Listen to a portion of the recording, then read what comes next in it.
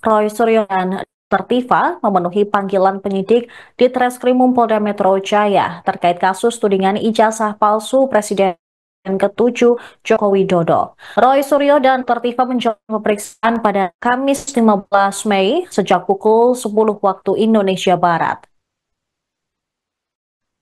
Tampak Roy Suryo warna biru, sedangkan Dr. Tifa mengenakan baju hitam dan kerudung warna merah muda. Dari hasil penelusuran tribunnews.com, Roy Suryo dan Dr. Tifa sempat memberikan keterangan terkait tudingan ijazah palsu tersebut.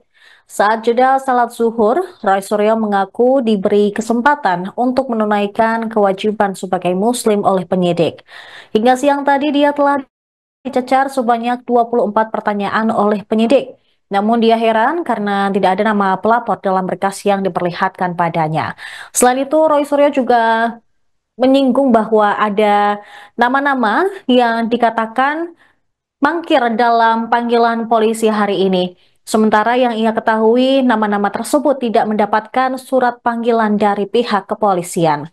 Sementara itu, Kabid Humas Polda Metro Jaya, Kombes Ade Arisyam Indradi, membenarkan Roy Suryo dan Dr. Tifa memenuhi panggilan pemeriksaan di gedung di Treskrimum Polda Metro.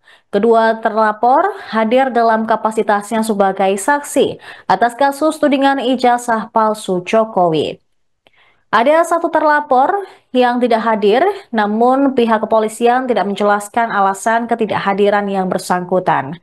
ES sendiri diketahui adalah seorang aktivis bernama Egy Sujana. Sebelumnya, Jokowi turun langsung melaporkan 5 orang atas tudingan ijazah palsu.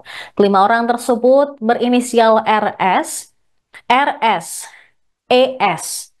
T, dan K. Kasus ini ditangani Subdit Kamnag di Treskrimum Polda Metro Jaya dan masih dalam tahap penyelidikan.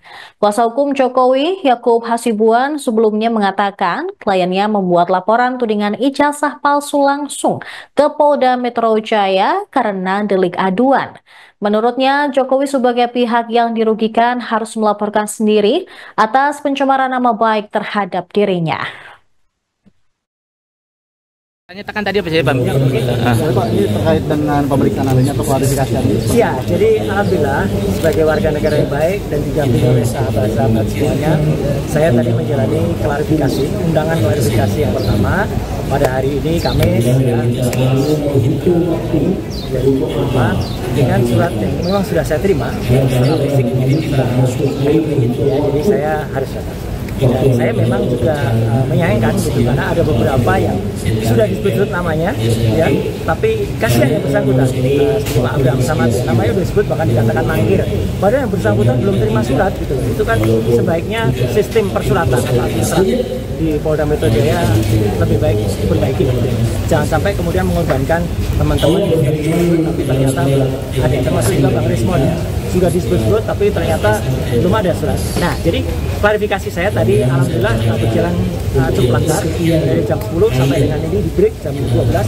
Saya apresiasi kepada Polda Metro ya karena memberikan kita kesempatan yang sangat baik sholat zuhur bersama-sama, dan saya tadi bisa ke sini dan juga nanti kita diberikan waktu kemudian lunch gitu.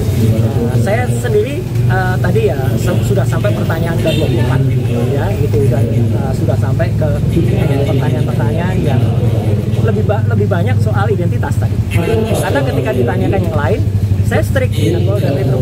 Polda Metro memberikan saya surat undangan untuk peristiwa tanggal 26 Maret tahun 2020. Ya, harusnya itu pertanyaannya. Jadi ketika ada pertanyaan lain, ya saya keberatan untuk jawab. Itu hak loh ya, hak warga negara sesuai dengan Undang-Undang Dasar 1945, itu hak kepada kita menyampaikan apakah undangan atau pertanyaan itu sesuai dengan hak.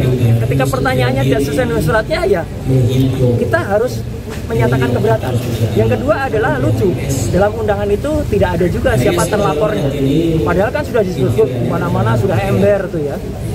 Lawyernya mengatakan terlapornya adalah ini. Tapi dalam surat itu nggak ada. Jadi kalau dalam surat itu nggak ada, ya kita nggak wajib itu melakukan klarifikasi. Pelapornya ada, Widodo, ya, pasal-pasalnya banyak banget gitu. Tapi terlapornya nggak ada. Nah, terlapornya penting ya teman-teman. Jangan asal mau kemudian diambil keterangan. Kalau ternyata terlapornya itu saudara kita sampai dengan 3 tahap, kita nggak wajib memberikan, karena bisa jadi kita nanti nggak diakui keterangan kita, karena itu saudara.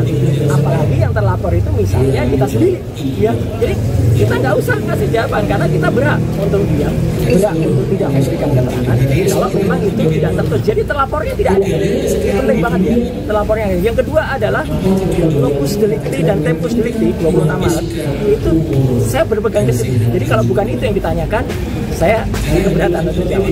Kemudian satu lagi adalah barang buktinya. Itu disebut undang-undang informasi elektronik bla bla bla bla. Mohon maaf sekali lagi, saya ikut merumuskan undang-undang informasi dan transaksi elektronik. Jangan sembarangan menggunakan pasal itu untuk mempidanakan orang. Ya, undang-undang informasi transaksi elektronik dibuat dengan niat baik agar Indonesia itu terlepas dari dikucilkan ke dunia internasional, karena kita tidak memiliki undang-undang dalam bidang e-commerce. Jadi pasal-pasal itu adalah misalnya untuk 32 dan 35. Itu misalnya untuk seseorang ini bukti transfer kepada teman. Tapi bukti transfer direkayasa, itu aku 1 juta dijadikan 10 juta. Nah, itu yang dipidana. Ada orang misalnya ya posting ini ijazah asli, tapi ternyata yang punya ijazah nggak mengakui kalau itu asli, ya, kader partai itu, ya, dia yang harusnya bisa kena itu. Dia bisa kena 8 tahun atau 12 tahun. Sedangkan Dr. Rismo, Pak saya tidak melakukan apapun terhadap barang elektronik. Dan yang penting, barang elektroniknya nggak ada. Jadi dokumennya saya tadi tanya, mana dokumen yang dilaporkan? Nggak ada, Pak. Loh, kalau nggak ada ya gimana penyidik? Gitu loh. Kenapa nggak ada dokumen elektronik? Ini Undang-Undang Informasi dan Transaksi Elektronik. Pasal 5 ayat 1-nya harus ada dokumen elektronik. Jadi kalau dokumen elektroniknya nggak ada, sama saja dengan kita tiba-tiba Bang Rustam ini tiba-tiba dituduh melakukan, maaf ya, pembunuhan, tapi mayatnya nggak ada. Gimana bisa dituduh beliau melakukan pembunuhan? Bahkan kalaupun ada mayatnya diperiksa dulu, diforensik dulu, benarkah mayat itu terbunuh atau dibunuh? Kalau Bang Rustam tiba-tiba ngaku aja saya mau, ya kasihan beliau dong. Jadi saya ngajak teman-teman untuk lebih berpikir ya, termasuk juga penyidik ya. Jangan Anda mau ya diminta untuk mencantumkan pasal-pasal yang bukan peruntukannya, gitu loh. Jadi 3 itu yang kemudian saya pertanyakan, ya diselundupkan pasal itu. Jadi sekali lagi saya tetap mengapresiasi Polda Metro, dan saya tepat ya jam 10 tadi itu sudah 24 pernyataan. Ya kalau rata-rata pada sampai 40 ya insya Allah nggak sampai sore ya, atau nggak sampai malam lah. Mungkin sore nggak apa-apa lah, kami ngobrol-ngobrol sambil ngasih kuliah kan nggak apa-apa. Jadi kita ngasih kuliah tentang undang-undang ITE tadi di dalam itu. Ini naskah akademiknya, ini harusnya pasal ini digunakan. Siapa itu. Jadi itu yang benar, jangan asal kita dipaksa. Orang itu harus tahu hukum, tapi jangan sampai orang itu kemudian dipaksa untuk menjalankan hukum yang tidak pada semestinya. Itu saya kira. Pak Roy, kan tadi kan juga disebutkan. Om Roy, tolong Om Roy, dikit Om Roy. Baru datang. Ya, apa. Munduran 1 langkah Om. 15 menit ya, 15 menit. Kebanyakan ya, 15 menit. Oke, Om Roy, terkait pemeriksaan ini sudah diperiksa sejak pukul berapa sampai jam berapa, berapa pertanyaan, dan bagaimana mungkin saja? Ya, alhamdulillah selaku warga negara yang baik, saya tadi datang tepat jam 10 kurang dan masuk jam 10, dan penyidik baik ya memberikan kita kesempatan untuk sholat zuhur dan juga makan siang itu jam 12 tadi. Ya, saya tadi diperiksa sudah sampai pertanyaan ke-24. Orang bertanya, kok cepet yang lain? Iya, karena apa? Karena saya fokus pada pertanyaannya, pada surat panggilannya. Surat panggilan itu adalah di situ ada tanggal yang ditetapkan, yaitu 26 Maret. Ya, saya nggak tahu apa. Ya, tapi itu malah nggak ditanyakan, kan lucu. Jadi di luar itu saya keberatan untuk jawab. Tadi ditanyakan ke saya macam-macam lah, ada podcast ini, saya bilang ada nggak podcast itu di surat ini? Jadi surat pemanggilannya tentang apa Om? Surat pemanggilannya adalah dilaporkan oleh seseorang bernama Joko Widodo, ya, dengan pasal-pasal seabrek ya. Ada pasal 310, 311, 27A ITE, 232 ITE dan 35 ITE. Saya sampaikan pasal ITE, pasal-pasal di ITE itu tadi saya kasih kuliah dikit juga ya di dalamnya, dan itu saya minta ditulis jangan hanya kuliah-kuliah aja ya. Pasal ITE itu dibuat oleh Indonesia supaya kita itu diakui di dunia internasional untuk informasi dan transaksi elektronik, bukan untuk mempidanakan. Ya gitu. Jadi jahat kalau ada orang menggunakan pasal ITE untuk mempidanakan. Siapa yang jahat? Tahu sendiri lah siapa yang lapor. Ya gitu. Jadi artinya kalau dia malah mengarahkan pasal-pasal ITE untuk mempidanakan, ini kita ingat kasus Berita Mulyasari, kita ingat kasus yang lain yang malah justru dengan ITE dipidanakan. Pasal itu justru adalah kalau orang mengunggah suatu gambar yang tidak asli tapi dikatakan asli. Ya, itulah harusnya yang kena. Kader salah satu partai sebar ijazah itu yang harusnya kena. Tapi saya pun tadi dipancing, kenal enggak, itu nanti biar dilaporkan oleh yang lain. Berarti masih ada beberapa pertanyaan lagi? Saya tidak tahu, tapi yang jelas saya tidak menjawab yang tidak ada hitam di atas putih di surat itu. Surat itu menyebut tanggal 26 Maret. Itu terkait dengan? Saya tidak tahu. Video Sentana TV itu? Enggak. Makanya karena nggak ditanyakan ya saya nggak jawab gitu. Karena apa? Dan 26 Maret kalaupun saya ditanyakan saya akan jawab. Saya ada di mana, posisi apa, tapi yang jelas tidak dalam surat itu. Terus yang kedua adalah ketika terlapornya tidak ada. Nama terlapornya nggak ada ini kan lucu banget ya. Jadi saya kritisi kepada kepolisian, kepada Kompolnas, tolong cek anggota-anggota Anda di Polda Metro Jaya ini. Ya mana ada surat pelapor nggak ada terlapornya. Kalau ternyata terlapor itu adalah saudara kita nggak boleh bersaksi untuk saudara kita. Itu hukum itu. Ya bahkan sampai 3 tingkat derajat 3 derajat. Apalagi kalau terlapornya itu nantinya kita. Ya, maka kita berhak untuk diam. Gitu. Jadi satu kan lapornya, kedua undang-undangnya juga yang dipakai adalah pasal 9. Kemudian yang ketiga, lokus dan tempusnya saya tidak mengenal. Itu aja. Jadi jawabannya makanya cepat pertanyaannya. Sampai karena jawaban saya selalu sama. Ketika ditanyakan itu, saya jawab itu lagi. Dia kata Pak Kasmujo, ini kejujuran yang penting. Betul, Pak Kasmujo. Ajarkan kejujuran untuk dia. Gitu loh. Karena apa? Karena dia itu tadinya disetting untuk seolah-olah menjadi dosen pembimbing skripsi. Ya itu ada kalimatnya di tahun 2017 kan, gitu. Ini Pak Kasbo bolak-balik pulang, gitu, galak banget, gitu. Dan dia terima kasih Pak Kasbo yang telah membimbing skripsi saya. Jelas kan skripsi. Tapi ternyata nama Pak Kasbo juga nggak ada di skripsinya.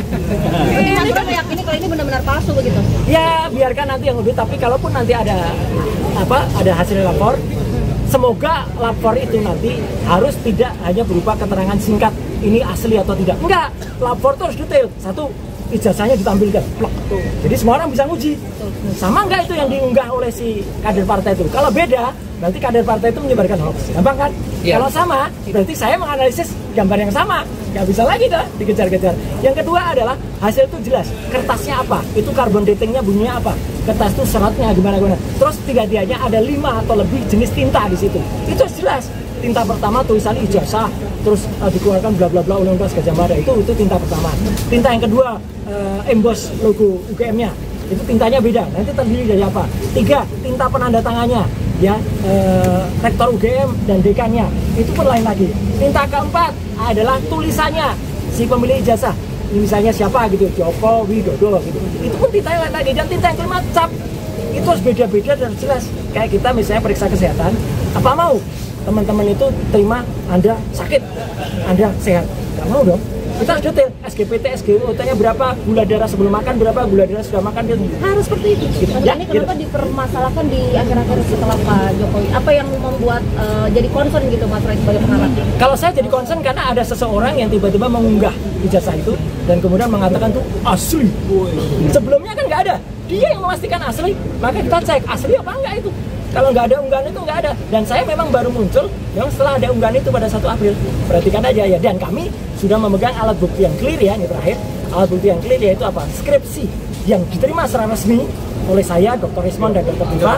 Itu ya, gitu. Oke, clear ya. Mau lanjut ya. Makasih ya teman-teman.